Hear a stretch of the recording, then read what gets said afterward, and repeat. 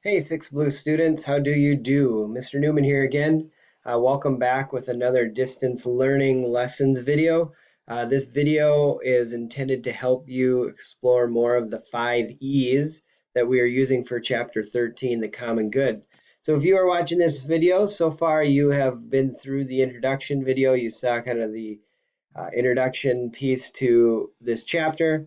You've engaged your learning to pique your curiosity, where you watch the introduction video to chapter 13 from the MNHS app, and then you also shared your thoughts in this quick quiz, which is an open-ended question quiz. Engaging or optional video here is kind of a fun video for you to watch. You possibly have done that as well. Then you had moved on to number 2, where you did your own exploration.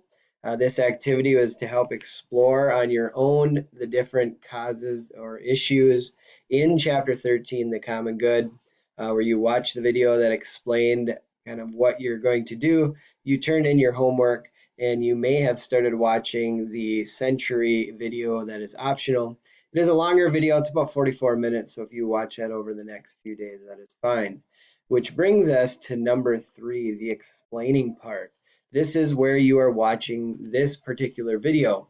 The purpose of this is to lead myself to lead the lesson to help explain a little bit more in depth the issues that you have been engaging in and exploring in parts 1 and 2 of the 5 E's. So the first thing you're doing right now is you're watching the video, the explanation from me, and then when you're finished, there's going to be a short quizzes. It's kind of a fun activity for you to do to just check your understanding of this chapter. There is also going to be some optional pieces here. One couple that I'm going to refer to in this video as we move forward. They're not posted yet, but I will have them posted there as well for your options. So let's get started. So I'm going to go over to the slideshow. And as we look at chapter 13, this is the common good. So this chapter, as you've been exploring, is the point here is to increase awareness of issues affecting society in the late 1800s and early 1900s, which is about 120 years ago. This whole era is called the progressive movement or the progressive era, where people during this time were choosing to target different reforms, including government corruption, discrimination, and health concerns. Many of these topics you may have seen in the news today. One we are actually being affected by greatly is this COVID-19, which is a major health concern. We're going to look at some examples of 120 years ago, some issues that they were dealing with that are very similar to what we're experiencing today. So the idea of common good, what is the meaning of it? So if you look at the meaning of common good, well, basically it's the benefit for or interests of all people. So we're looking at everyone as a whole, not just the individual. So what's best for the whole group, not what's best for the individual, which is sometimes difficult to kind of wrap our brains around with that. People were really focused on everyone as a country, and I think we're really kind of seeing that right now of everyone coming together and doing their part and really making some major sacrifices on what's best for our state and our country as a group, not necessarily what's best for me as an individual or my family. And some of our families, some of our friends are really sacrificing a lot and struggling through this time.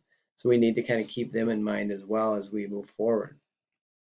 As we look at this image, it's an image of people working together to a common goal of success.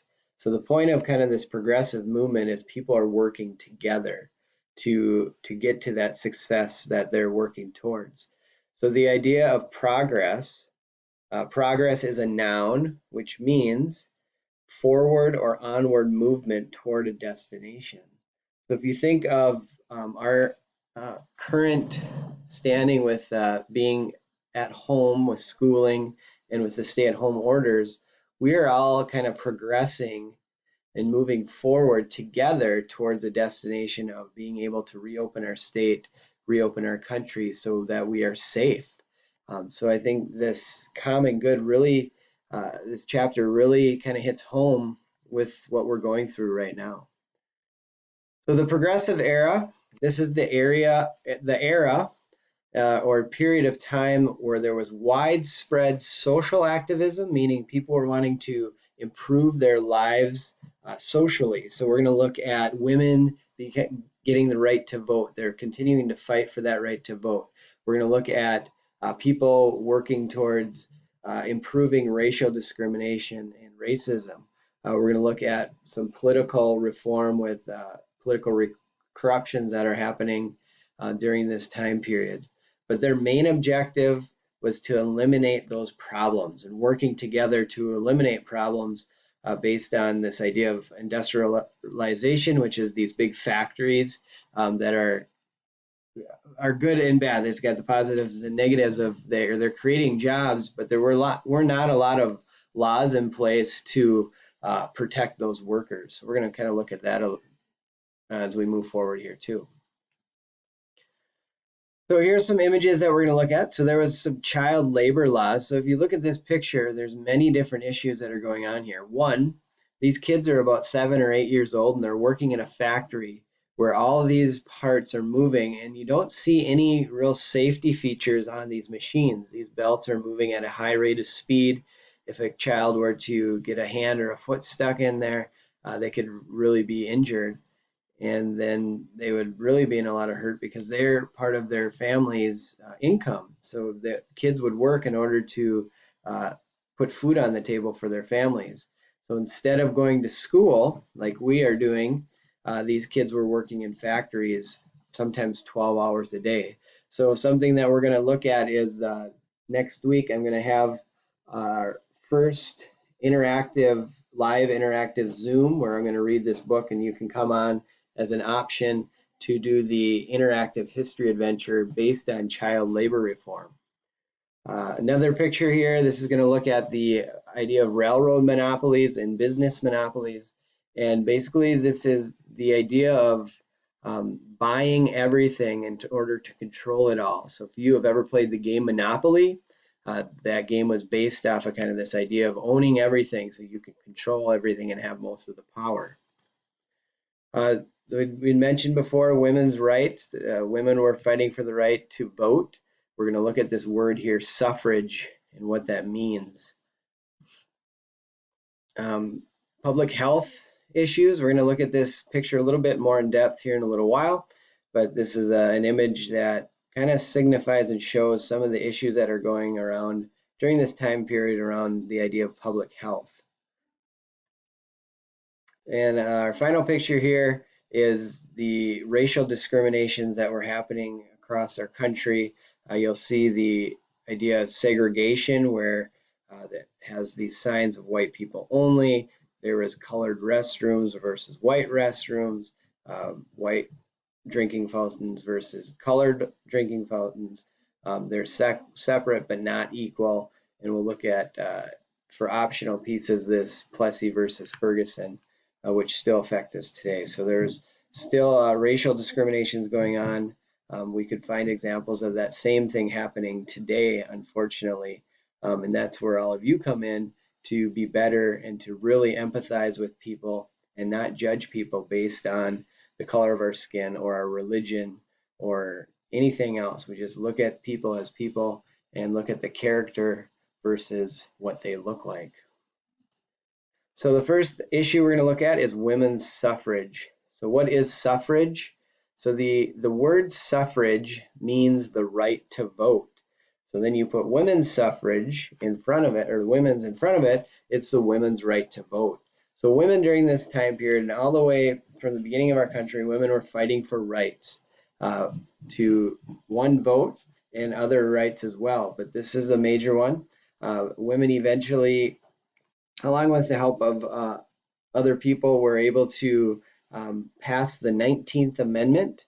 And the 19th Amendment in our Constitution allows women the right to vote. So we have leaders such as Alice Paul, Lucy Burns, who organized protests in Washington, D.C., and were able to get congressmen and the president, President Woodrow Wilson, to sign the 19th Amendment, to put it in the law, which granted the women the right to vote. So only 100 years ago, we've been where women have had the right to vote in the whole history of our country. So that was a major progress forward.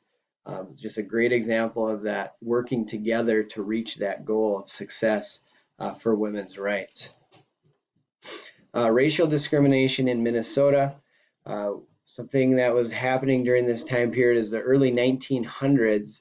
There was something called the Great Migration, where many freed African Americans in the South, after slavery, were trying to make a living through sharecropping, and they found out later on that there were many jobs up in the northern cities like Minneapolis and St. Paul and Chicago and Detroit that were in factories, and they started to migrate north to work in these jobs.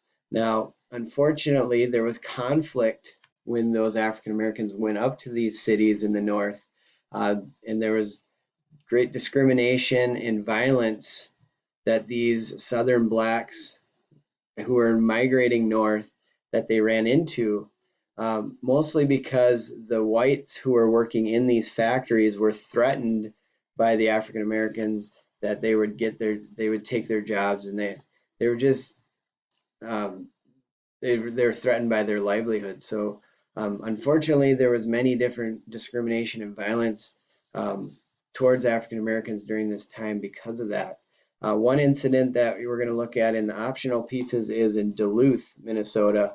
Let me click over here. There was an effect where there was Duluth lynchings in Minnesota. So this is going to be a piece that's in the optional part of this lesson. There was the backstory is there was a circus up in Duluth. There was three workers who were African American at this circus who were working, and they unjustly were accused of a crime, and unfortunately they were then lynched by people in Duluth. So I would highly recommend you go to the optional portion and read through this article. It's a very interesting article, and it was something that happened in Duluth, Minnesota. Now, if you were to go up to Duluth today, there's actually a memorial in place for those three men, so we don't forget what happened there, and we always remember that this is part of our country's history, a dark part of our country's history, but it's important that we learn it so we can move forward and become better as we move forward. Government corruption. So Minneapolis at this time was considered an underworld and dominated by local gangs, from the Irish mob to Jewish gangsters to corrupt cops and politicians. The mayor of Minneapolis in the early 1900s was actually taking bribes from these illegal gangs for this gambling operation. So what that meant was the mayor was getting money from these illegal gamblers, and in return, the mayor told the police force to kind of just let them go and let them do their thing. So it got to the point where there was a lot of government corruption based with gangsters that in St. Paul, Minnesota, St. Paul was actually known as a gangster hideout. So people or gangsters in Chicago or New York or Boston, if they were being hunted in those cities, they would actually flee to St. Paul, and they would hide out in St. Paul because the police kind of thought if the gangsters would leave the police alone and keep everyone peaceful, then they would be fine with it, and they were being paid off by some of these gangsters. Now, if you were to go to St. Paul today, there's actually a place off of Wabasha Street. It's called the St. Paul Gangster Tour. There's these caves that many of the gangsters would hide in, and there's actually a tour there that you could go to. Once this COVID-19 stuff is over, you'd be able to go there and tour some of those hideouts. I've not personally been there, but it's on my list of things to do. I think it'd be really interesting to go and learn more about that. Next, we